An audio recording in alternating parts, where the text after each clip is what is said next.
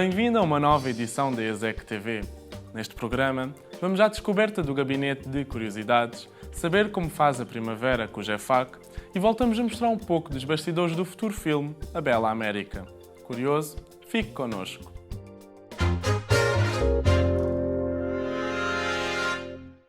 O Museu da Ciência da Universidade de Coimbra inaugurou recentemente o Gabinete de Curiosidades. O objetivo foi recriar um ambiente semelhante aos mesmos do século XVIII e, assim, partilhar e preservar o espólio da universidade.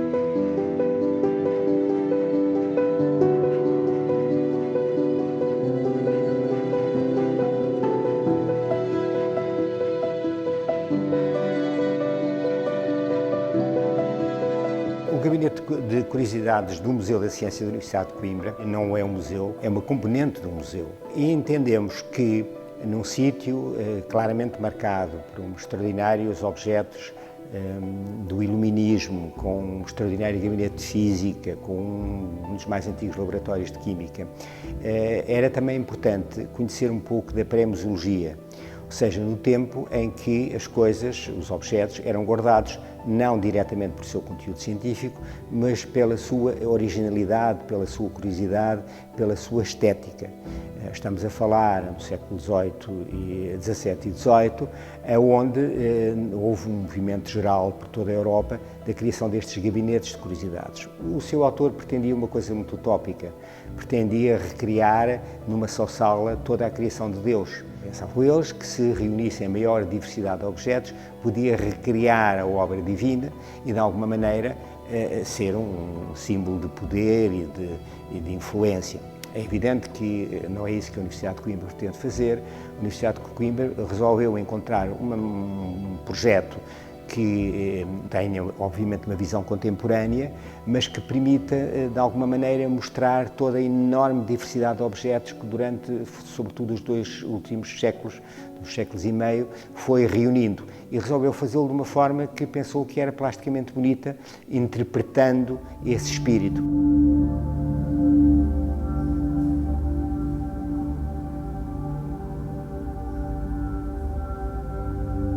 O que é que nós pretendemos fazer? Por um lado, sermos originais e sermos diferentes. Este é um dos grandes gabinetes de curiosidades do mundo, até porque há muito poucos.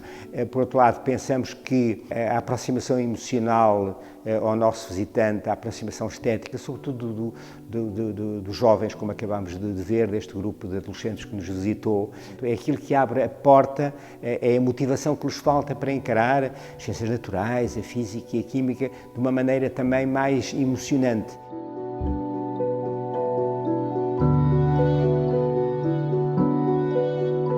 É habitual as pessoas lerem as legendas dos museus. Nós que trabalhamos em museologia sabemos que é uma forma de comunicar que está longe de ser eficaz. E nós julgamos que este choque emocional que este gabinete dá vai abrir o seu interesse para o conhecimento. Aliás, nós vimos estes jovens saírem daqui a fazer imensas perguntas aos professores, a fazerem perguntas uns aos outros e pensamos que também um dos papéis fundamentais do museu é despertar o interesse pelo conhecimento, despertar o interesse pela ciência. E nós julgamos que esta ideia de que é preciso ficar outra vez, que se calhar não vi tudo, mas afinal o meu colega viu coisas que eu não vi, faz parte do processo de descoberta. E a interrogação é a base da ciência.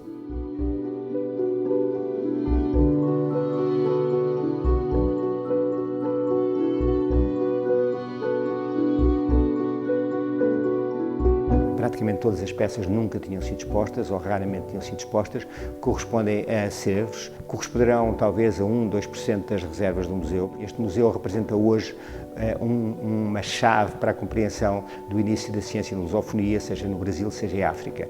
E o museu e a universidade têm a pretensão de ser reconhecido como Museu Nacional quanto antes. E isto é a prova inequívoca de que os acervos correspondem ou um património que é português, que é um património que é nacional e algum deles até é mundial, porque há realmente peças únicas. Todas as peças que forem necessárias para exposição noutros contextos, para integrar as coleções, sairão e entrarão outras. Portanto, haverá aqui algum dinamismo destas peças.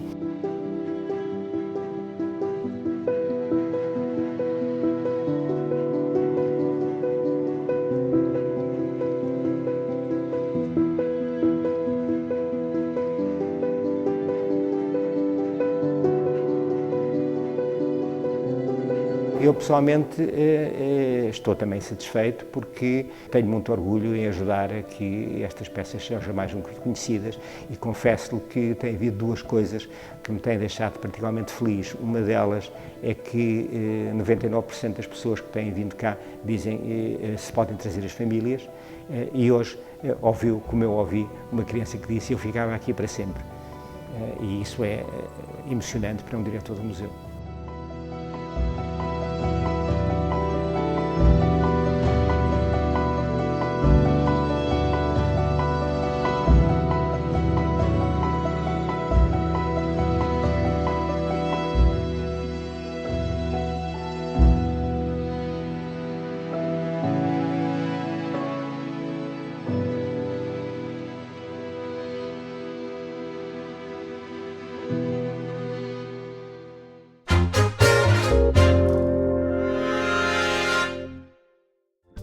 Voltamos a falar do próximo filme do realizador de Coimbra, António Ferreira. Chama-se A Bela América e retrata os extremos da sociedade. O glamour e a luta pela sobrevivência temperado com amor e comédia. Com a estreia prevista para o final deste ano, recordamos um pouco dos bastidores do filme. O cinema é para maratonistas, portanto não é para corredores de velocidade. Para isso vão para a publicidade, vão para a televisão, porque o cinema é demorado a escrever, é sobretudo demorado a financiar. Atenção, som a andar. Atenção, som está a andar. Câmara a andar.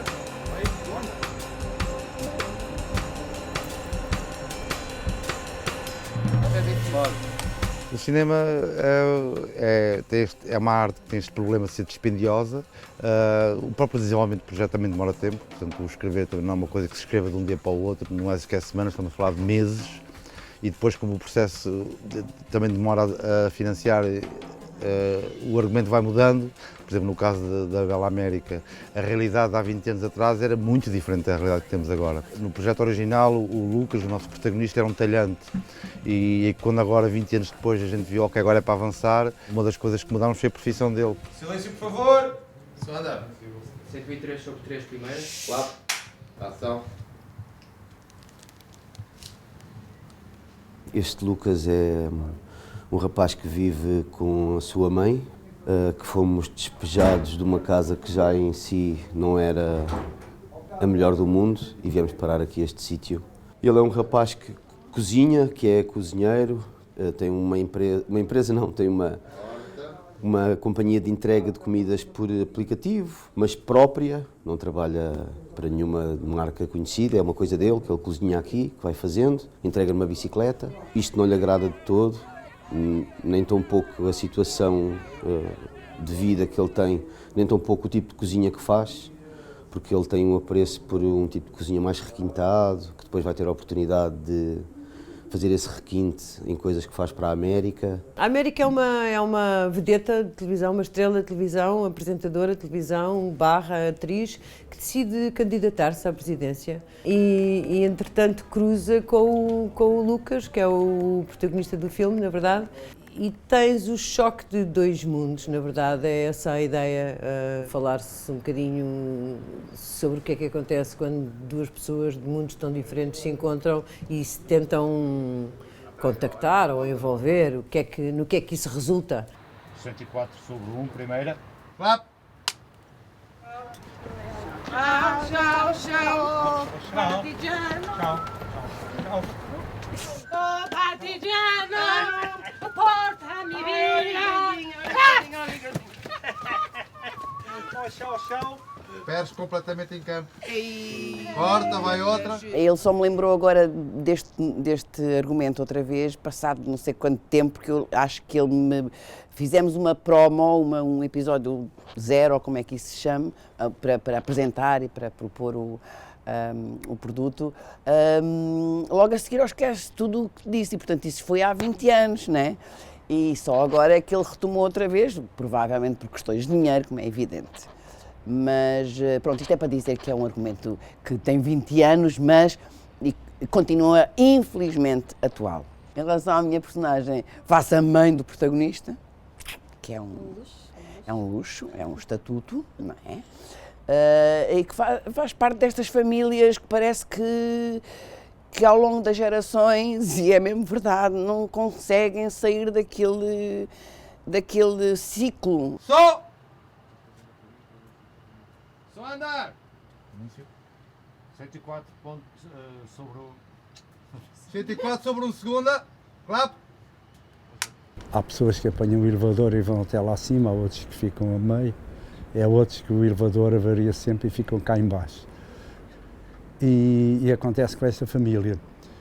Com este pai também é uma pessoa muito vulgar.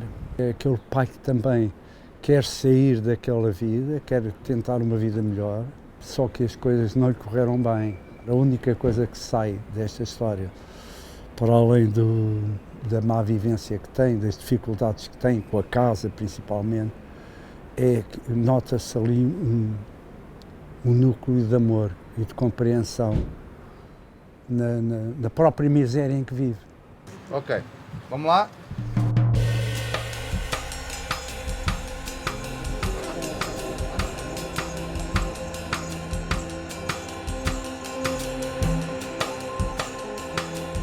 Eu sou de Coimbra, vivo aqui. No caso desta história, o que eu estou a retratar é uma cidade, nem sequer dizemos qual é a cidade, portanto é uma cidade, é um meio urbano. Portanto, para mim a coisa natural é filmar em Coimbra. Depois, a nossa produtora está há mais de 20 anos aqui, portanto uma boa parte desta equipa que temos neste filme tem-nos acompanhado desde lá de trás, portanto, para mim o natural é filmar em Coimbra.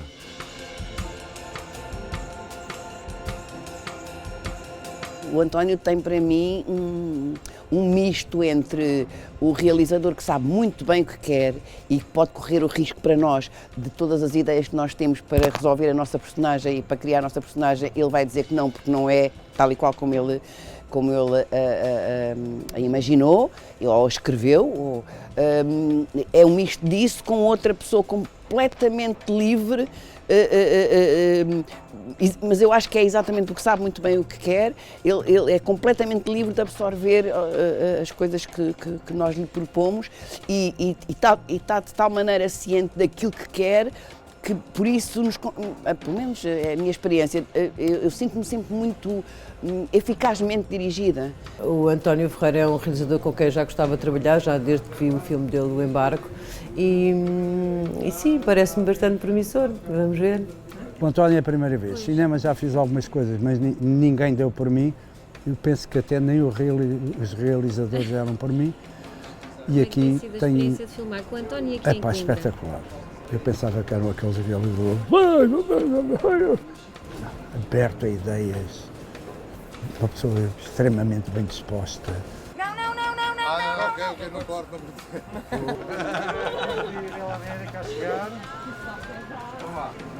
não. É um projeto pelo qual eu tenho muito carinho, em termos de registro é uma coisa muito parecida com o Esquece Tudo o que Disse, portanto estamos a falar de um drama com bastante ironia, com bastante humor, mas que não deixa de ser um drama. Eu costumo dizer que é uma comédia triste. Então, nós filmamos agora até perto do Natal, vou começar a montar o filme, a previsão é tipo no último trimestre do ano que vem o filme chegar às salas.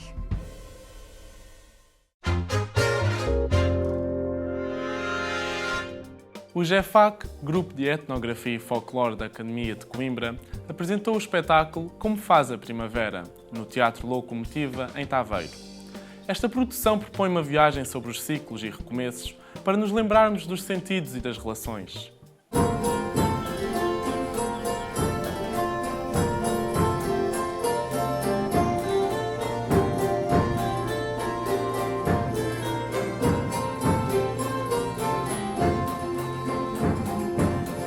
GEFAC, nas suas apresentações, nas suas produções, procura sempre dar um chão, não é? Um contexto.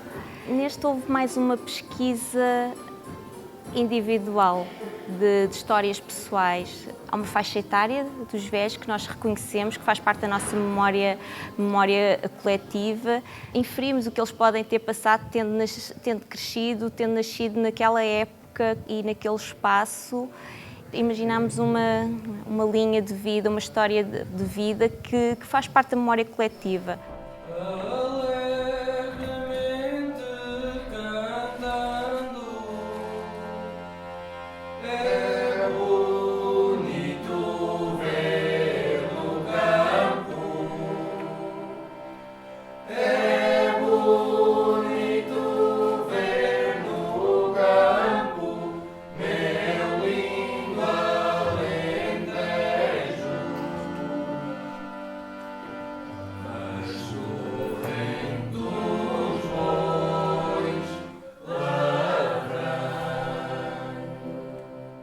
Como faz a primavera, teve um início, a ideia não foi começar no Alentejo.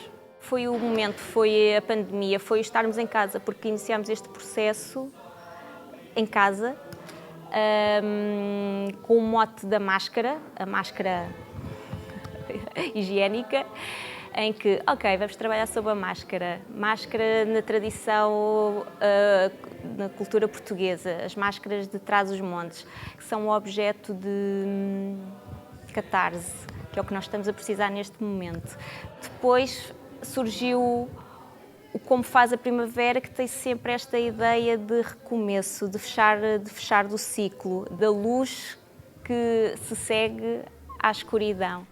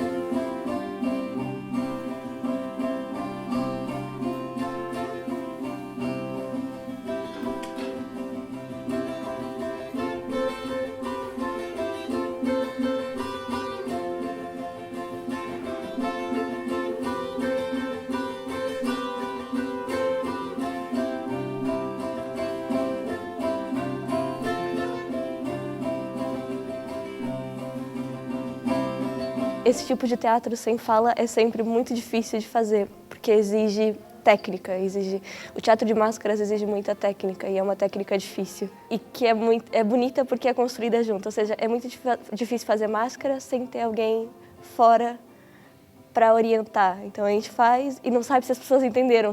Então deixa eu tentar fazer de outra forma para ver se as pessoas entenderam o que a gente está pensando, o que quer passar. Deu a oportunidade das pessoas se apropriarem de uma nova linguagem mesmo, de como é que, sem a fala, eu tenho que trabalhar o meu corpo inteiro para conseguir transmitir uma ideia. Como é que eu passo?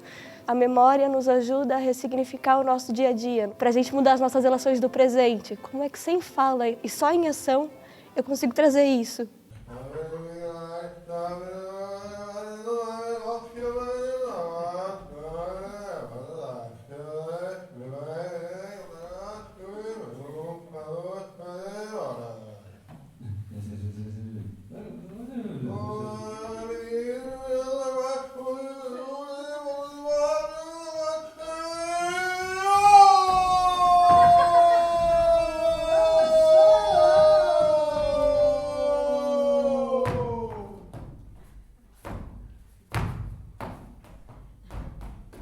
A gente foi construindo a partir de um mote que era, cada vez que tem uma memória, alguma coisa tem que se alterar nos personagens, nas máscaras, nos velhos. Cada vez que eles vão ao passado, eles têm que voltar um bocadinho diferente. Então a velha, quando vai ao passado, começa a ver uma memória, quando ela volta, ela já tira a xícara de café dele. a máscara não dá espaço para essa reflexão, ela dá espaço para ação.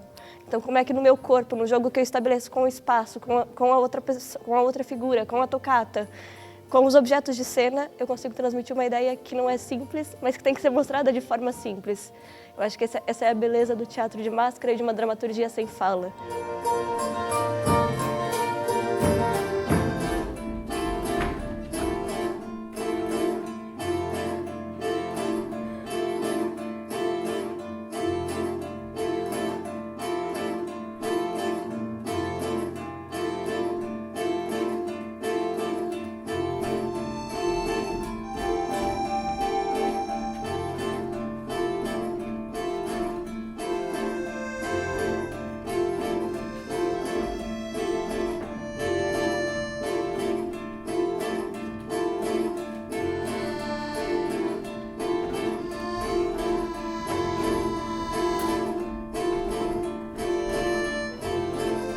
Eu acho que é, sobretudo, o poder transformador na memória, porque às vezes a gente entende a memória como uma coisa que ficou lá no passado, que já não é presente.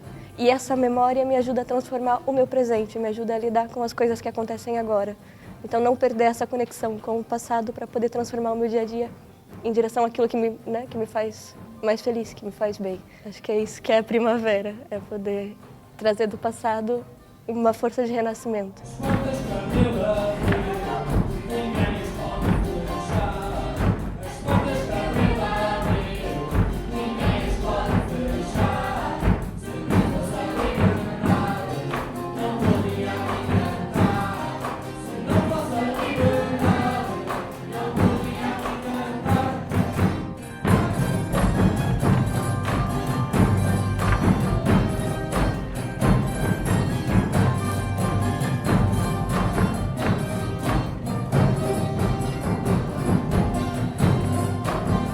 Isto, mais do que uma memória coletiva ou uma memória, é talvez sobre como as pequenas memórias que fazem a história de vida, os pequenos objetos, o carinho que permite transformar o futuro e ressignificar a realidade destas duas personagens que se reencontram. Depois de um momento de festa, catarse, na memória coletiva e que tudo mudou.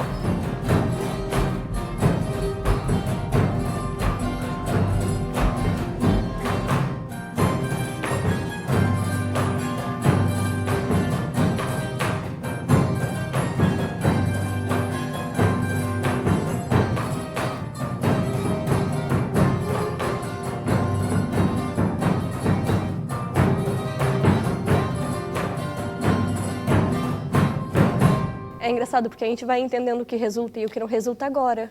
Quando a gente mostra, de novo, é mais um olhar externo. A máscara a gente constrói muito a partir do que as outras pessoas veem. E agora, mostrando para o público, tem coisas que eu converso com as pessoas e falo, ok, isso ainda a gente não está conseguindo mostrar. O que a gente tem que mudar? Que ação é que a gente adiciona? Acho que essa construção não acaba nunca. É um espetáculo que tem que estar constantemente pensando como é que eu passo melhor a ideia que a gente quer passar. Já não sou o que era antes, já não sou o que antes era. Estou fazendo uma limpeza, como faz a primavera. Já não sou o que era antes, já não sou o que antes era. Estou fazendo uma limpeza, como faz a primavera.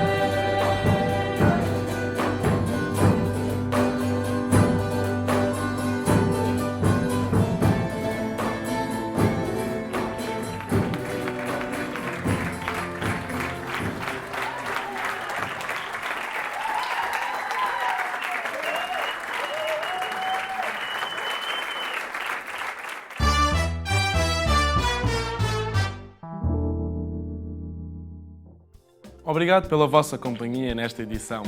Fica o convite para continuarem a acompanhar as novidades através das nossas redes sociais. Marcamos encontros no próximo programa.